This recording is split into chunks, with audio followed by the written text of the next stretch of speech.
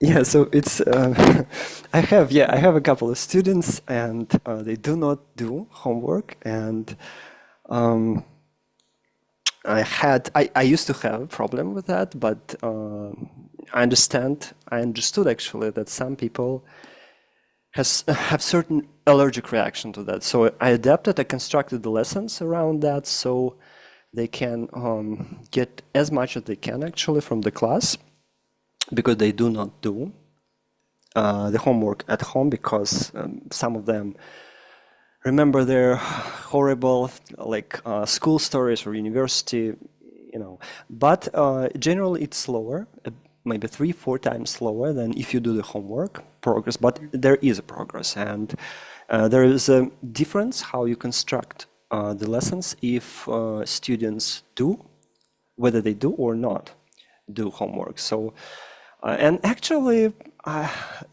after I constructed some of the techniques around this particular circumstance, it's not bad actually. You can get not bad results, yeah. But obviously, if you do the homework, it's much better. Yeah.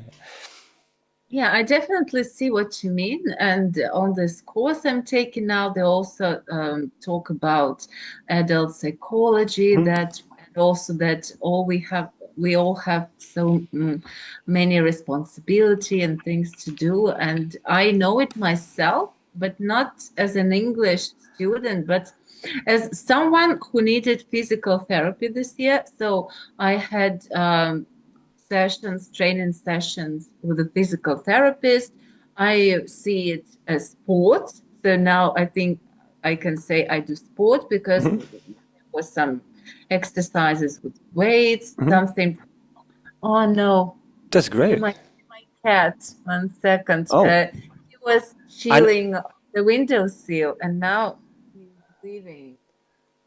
No, no. oh, that's very white. Is it Vasily? Yes. No, it's Yasha. Ah, Yasha, and you have the second one. Yeah, the second one is Kirusha. Ah, Kirusha, it's not Vasily, it's not yours. Yeah, Kirusha and Yasha. That's very lovely. Yeah. Mhm. So I wanted to tell you that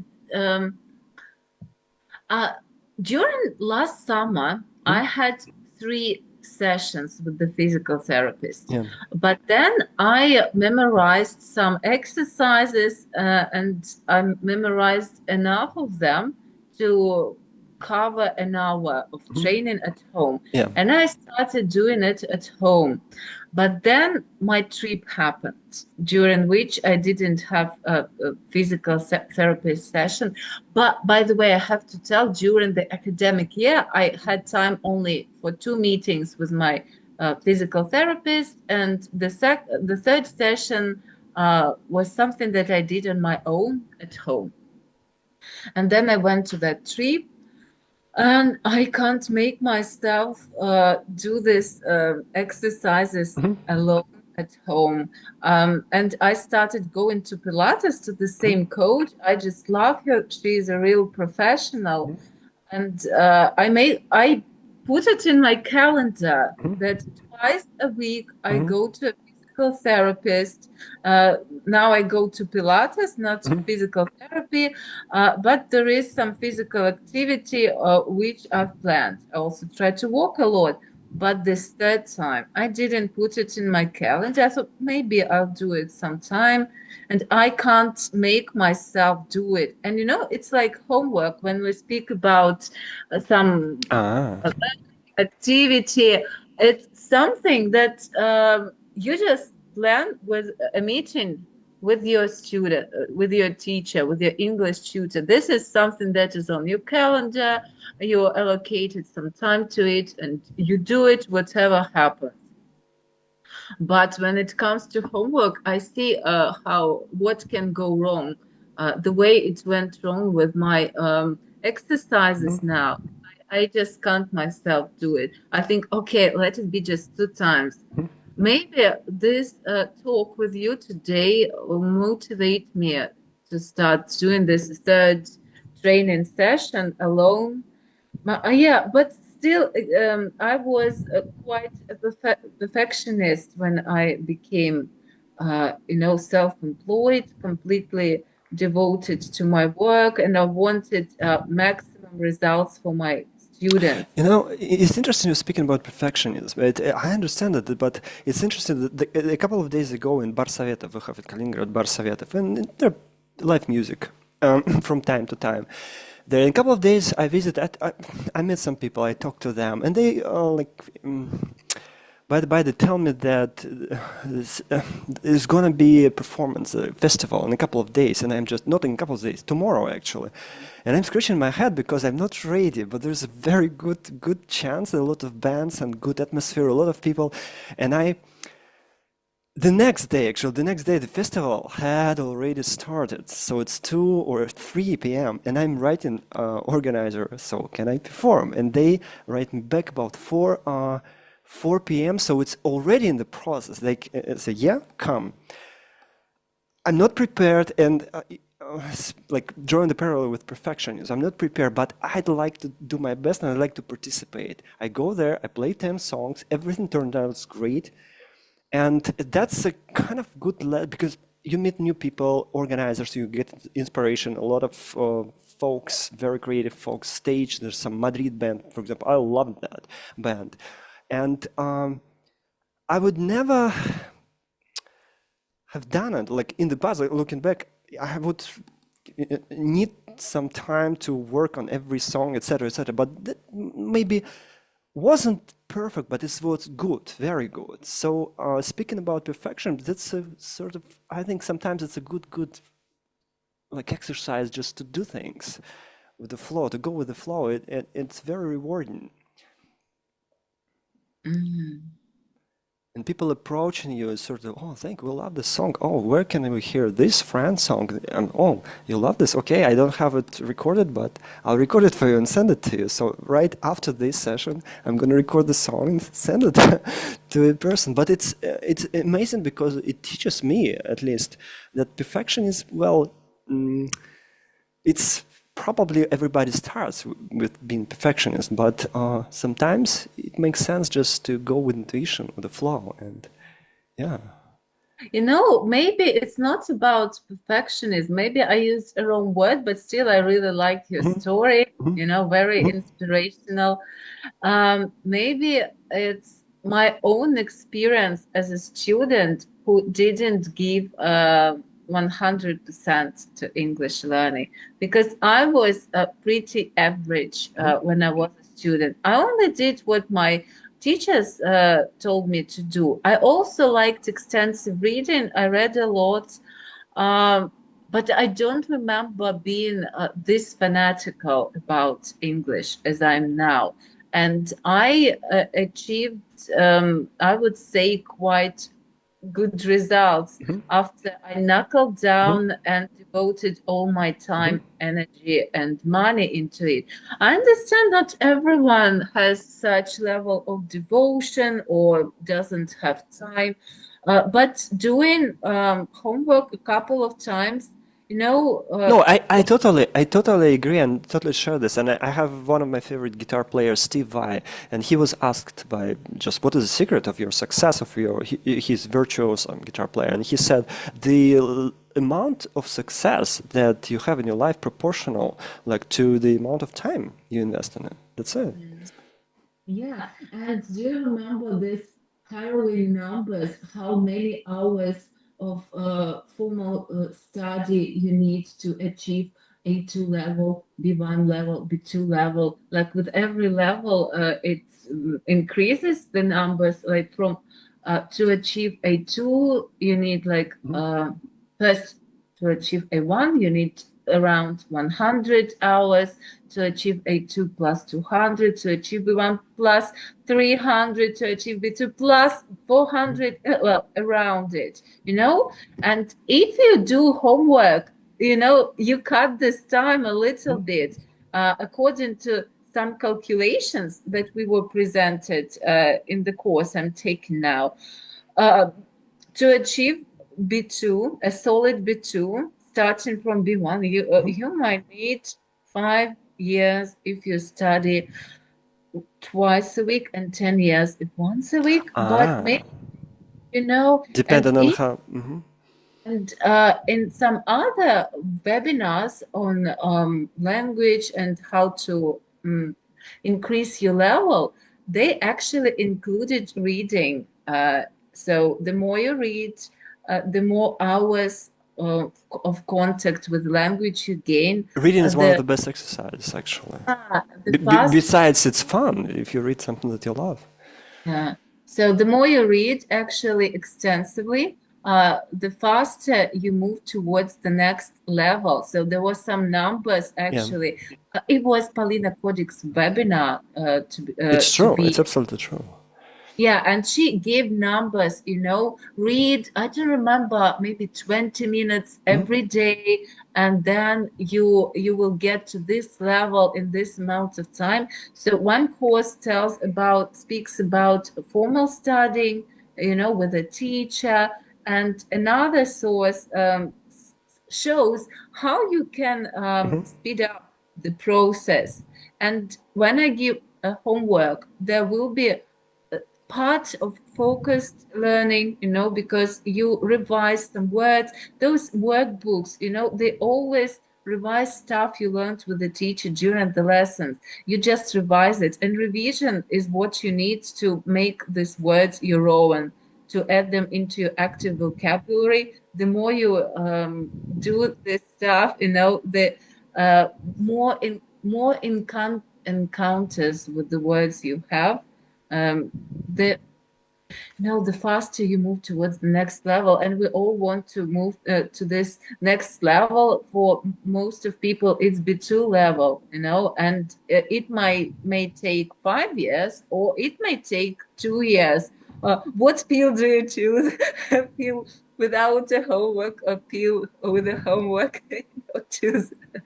Yeah, that's true. I also found, since I've been working on the book, and I found actually that reading aloud is creates incredible connection with the language. Just reading your favorite book aloud and hearing, especially like for my brain, I'm a musician, so I feel the language this way. So when you just read and you read aloud, it's two different processes that involved. For me, it's beautiful. It's like music. You're reading aloud, and it's rhythmically and melodically like suck the language, absorb it. And it's very musical. So it's like singing the song, but extended. I can't read aloud. I can't do it. I tried, but I become too focused. Focused on pronouncing every word, you know, and I realized that I focus on the sound, but I forget to understand what I'm reading. So it doesn't work for me this way. Interesting. But it doesn't mean that you do not absorb the stuff. Sometimes we focus on the sound, but there's in the back of our heads, actually we absorb the meaning, etc., on the background. But it's totally two different ways of taking in the language. I wanted to ask you, who do you think, are we more creative in or out of relationship? How do you think? Are we more creative when we're in a relationship? No, I remember there was a more interesting question when I remembered about a conflict with my ex-student.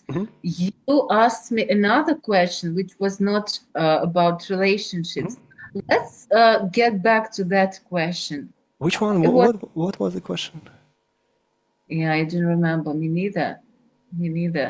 When you were speaking about conflict with yours. Yeah, you asked me about conflict. I told you that I don't remember any conflicts. Then and you asked me a question, and then I remembered one conflict, and I told you about that, and then we were interrupted. So what was that question? I'd rather answer that question than the one. Was it about relationship? No, no, that's the thing. What was it about?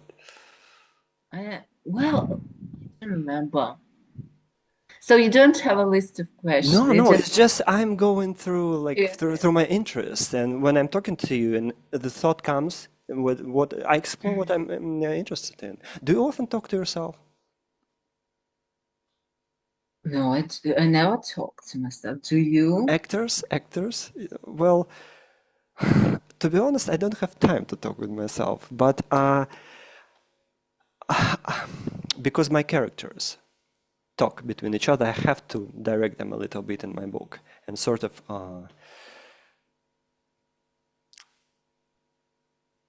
sort of follow and make them interact. But you see, yes, I talk, but in my head, because if you write a book, if you edit and stuff, you have a lot of characters in your mind, and they're speaking each other.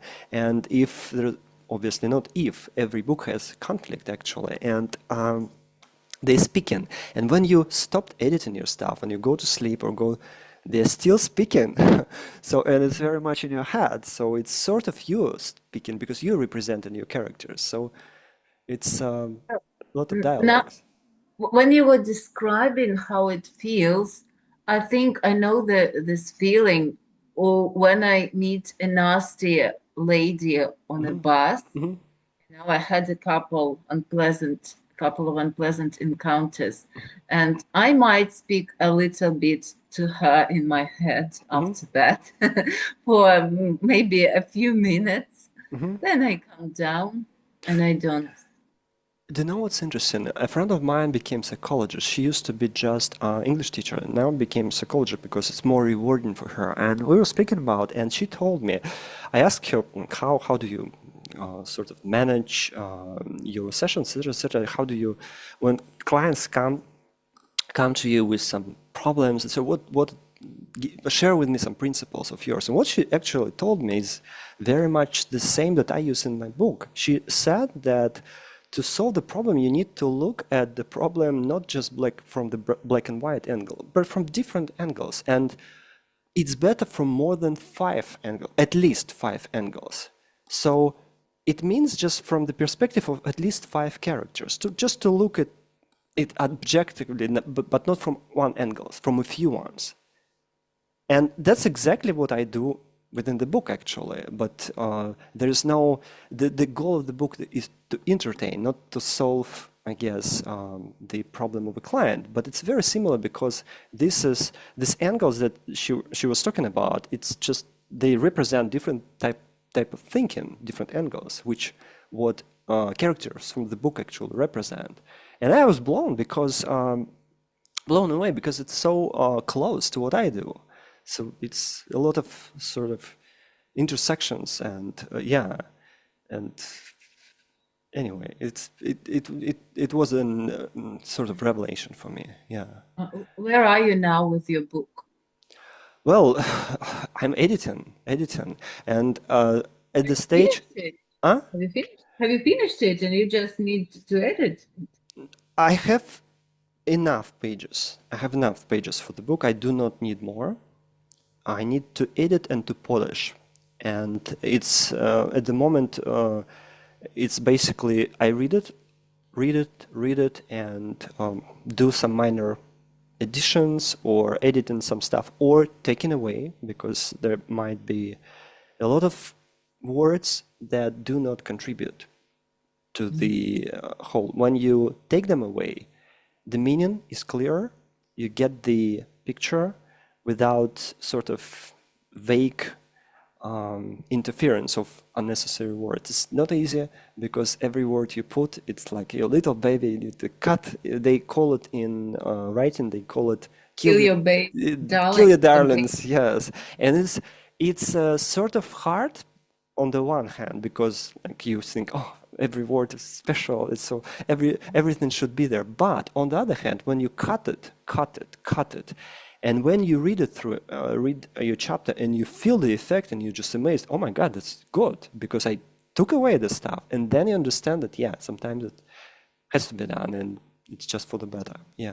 Yeah, I had this problem when I was writing, Mhm, preparing for CPE, writing in particular. mhm, I didn't know what mhm, to say goodbye to. I like this mhm, mhm, idea, fun, and I feel like if I don't use mhm. this and Yeah.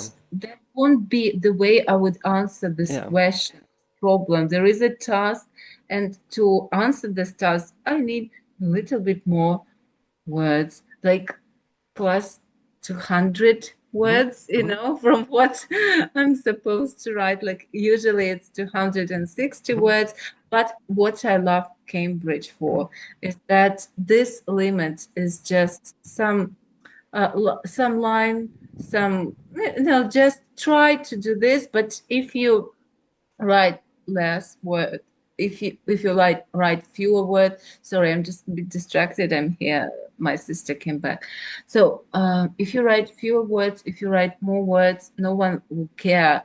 The main thing is that you don't sidetrack and you cover all the points. And I always need to use a few more words, like another idea, another sentence, and then I see it complete. Like this is how I see it. So I wasn't born to write essays, reports, or letters, or whatever for Cambridge exams, and I wasn't expecting a high mark for that.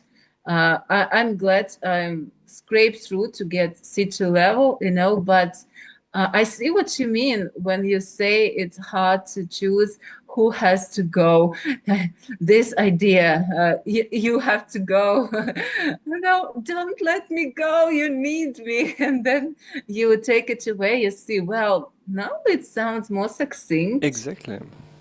And you feel, you feel powerful at this moment. Like I sacrificed one soldier so that the others win. But it's very true, actually. And with this, on Mondays, we meet this group from Los Angeles, and we read to each other like 10 minutes of our work and criticize each other. And I guess it's been a little bit, almost a year and a half, actually. And what I've noticed that when I write songs, I started to use this concept to strip away everything that not necessary, and they become much, much better because every line, every word contributes to the whole. But it's not easy. Yeah. It's not easy. And that's what CPE is about. You have to be able to express your thoughts in a few words, and it's a concept that I still need to embrace. So my result, I got grade A in CPE, but my speaking and writing, although they hit the mark, the grade C, almost grade B, but while my use of English and reading were done for maximum points, I know that there is still room for improvement. Sometimes I have to search for words in my head, even when I speak Russian. And C2 plus level involves being a very educated language speaker, not just a language speaker. It's about organizing your thoughts, ideas. So for me, it was an interesting experience, and I was taught by real professionals in this area. Maybe I wouldn't mind more personalized attention. Maybe I would consider a tutor who, this. What was his name from Star Wars? This green Yoda. It's a sensei who would teach me the tricks of speaking, not the way Yoda spoke, but maybe Yoda didn't need many words. So, yeah, but I found that the best, one of the best, because like for writers, Stephen King says, if you want to be a good writer, you need to read a lot and to write a lot. That's it. So reading, that's one of the best exercises, reading. I wouldn't agree with you about writing and reading, because you can speak the same way for years and nothing will change. I had so many study buddies, you can't believe it. Maybe perhaps I had more study buddies than I had students this year. I spoke a lot, I practiced a lot, and in St. Petersburg, I got maximum for speaking, and that really got into my head. I thought, wow, everything is fine, but then I saw Cambridge results, and I want more, you know. I want it's like a game for me, you know. You asked me about games. Life isn't a game for me, but learning English is a game, and I want to go to the next level. So Do you read fiction? I do read a lot of fiction, but you know, to get the results I want. We speak about the CPE exams. I need to read reports, letters, reviews. So the genres in which I want to exceed.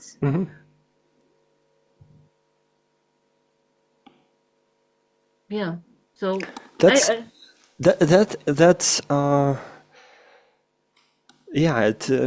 Stephen King shared the story when he was actually he wasn't at school. He composed a story that like humiliates every teacher that he studied from, and then of course they sort of caught him red-handed, and there was a very strict traditional teacher who recognized, and he was like mocking her through the characters, obviously, but habits, the way they dressed and the way they do, that recognizable that was particularly this teacher, and she wanted to expel Mr. Stephen King, but another teacher came in and he sort of recommended him to go to take a job as a journalist, and he did like his first report. I think it was horse racing or something like that. And when he got his report, like his essay, to the editor, he he cut across maybe 10 words just and said it's good, but it's not necessary. And they were for the most part adjectives that do not do anything, like beautiful stuff, but on the whole. And thinking like, oh, I see, I understand. I will not do it. I won't do it again. And the editor like, well, if you won't do it again, you can make a living out of this. Yeah, and it was, he says, Stephen King says, it's one of the most valuable lessons. And he also mentioned that some writers have tendency to write more, and then cut out the stuff, some less, and then add. And he is one of those who wrote more. So his like percentage was minus 15, I think, percentage, cutting unnecessary stuff. Yeah, and that's how he got better, actually. Yeah. But it's not easy. It's not easy. Zhenya, how do you think, who gossips more, ladies or gentlemen? You know, while you were speaking, I had enough time to also think back about my study buddies, whether it was a mistake sharing it with you on camera, because maybe my study buddy will see it. And You didn't mention any names. I think that's fine. And at the same time, I told you we gossip a lot. You know, and as I'm not a man and I don't have this inside information, it's impossible to compare. You tell me, how often do you gossip without others? I gossip a lot within the stories now. Now, in life, it's sort of waste of energy, because you might apply it in music. Like what is gossiping? Gossiping is creating a story that might be a little bit different from truth, but it has very entertaining result. Yes, so sorry, I just want to tell you, I think gossiping is just chatting. For me, that's what I call gossiping, just chatting about this and that. Yeah. So it's not gossiping, it's chatting. Okay. Gossiping, exaggerating stuff and making like twisting the truth a little bit, exaggerating up to the point where it's not, truth anymore. Yeah, but as far as I'm concerned, I think every person who writes prefers to kind of put it into his stories rather than just into chatting. Yeah. So do you teach groups now? Do I teach a group now? No. No. Would Do you like? you? By the way, I remember you had such plans. No, not yet. Just one-to-one classes. Yeah. But groups are very. I did seminars, and I enjoyed it very much. It's different world because you can hear different opinions on creative questions, different takes, and it's different because you can feel a little bit of imagination from every participant, and it's more often than not inspires you to sort of be as creative as it can actually even create new ideas, because if we had groups from 3 to 15 people, obviously the more people you have, the less time, because if you have one question, the whole circle, after the whole circle is finished, it's probably it takes a lot of time. So, but what I'm trying to say, groups have a good source of generating ideas. It's a very good source of generating ideas.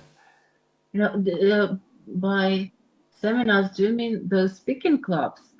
Speaking clubs, yeah, exactly.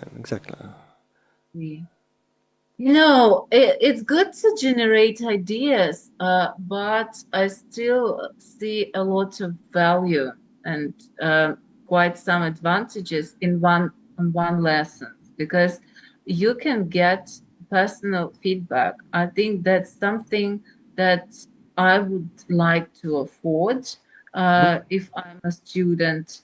But at some levels, it's okay to attend groups. But if, knowing myself, I would prefer both having a personal tutor and having lessons one-on-one, and also attending some speaking clubs where we can exchange ideas. But my experience shows me that just talking isn't enough if you want to upgrade your level seriously. I personally,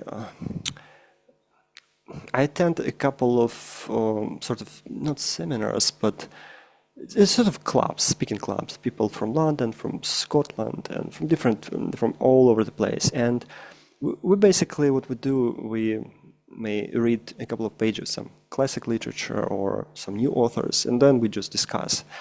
And I love this format because you sort of just share your opinions, what you feel, and then you hear a person of different background, from different culture, share their own thoughts, and it's good. It's very relaxing. And after prose, we go into poetry, a little bit of poetry. I had been hating the poetry the whole life, but recently a friend of mine gave me this Marina Tsvetaeva, and it actually makes my songs better and more diverse. So I bought a book myself. It's Emily Dickinson, just came from Ozone. And I love this. Although I didn't like it in the past. So we sort of read a little poetry, we discuss it, and it's good experience when you hear somebody read aloud the poetry. It's not like you're watching on TV or on YouTube. It's different. You hear hesitation. You hear sometimes like they have not Irish, Scottish, like old language with this, like Shakespearean. They have these words, And in Scottish and Irish culture, they also have very funky names. Like, wow. The same in our culture. Russian culture also have different, not archival words, but certain. You can, and it's sort of funky, and we have one of the hosts. Her name is Piper. I thought it was pseudonym or nicknames, but it's actually real name. Why do you think so? Yeah, we detect. So a person who hasn't watched Charmed detected. There was a series, a famous one in the 90s, I guess, and one of the main characters was Piper. Yeah, I haven't seen this movie. That's why. Yeah, I see you haven't movie. It's a series, a good TV one, series, yeah. you know. And I was surprised, like Piper. I have this association, piped. I think pipe. I do know this legend. It's folklore. When a guy, a government of some fairy tale city, hired. This with With the flute, and he sort of got rid mice. Not mice, rats, I think. Rats. Mice, rats. Yeah. He started to play and walking, and then going into the river, and all the rats sort of drown. But then they didn't pay him. They paid him a very small amount, not the amount that they had promised to pay. And then he sort of started playing flute and walking. All the kids of the city, yeah, walked away. And there's a few endings that they have. What happened to these kids? Some say they drown as well. Some say. Because there are three kids. There were three kids, one deaf, one who didn't go. Can you tell me how your book ends?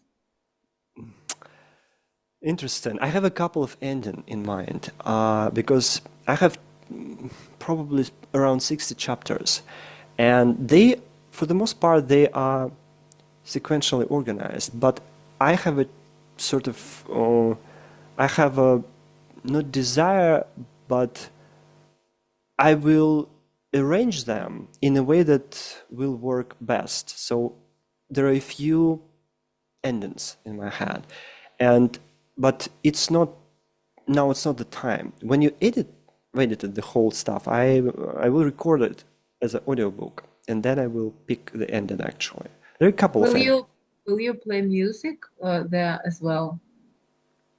In your audiobook? No. I remember there was you had an idea to combine music and writing. I still have it, but it's not. It's basically the characters within the book. They are musicians, and they play songs, and they play song. For example, I did a performance a couple of days ago, and I played the songs that had been written by the characters from my book. So once it's ready, I just will.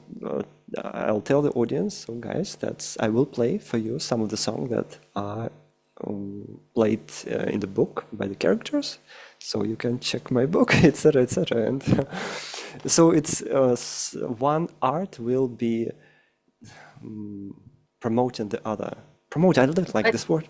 Promoting. But tell me, in your audiobook, will you record those songs that the characters play?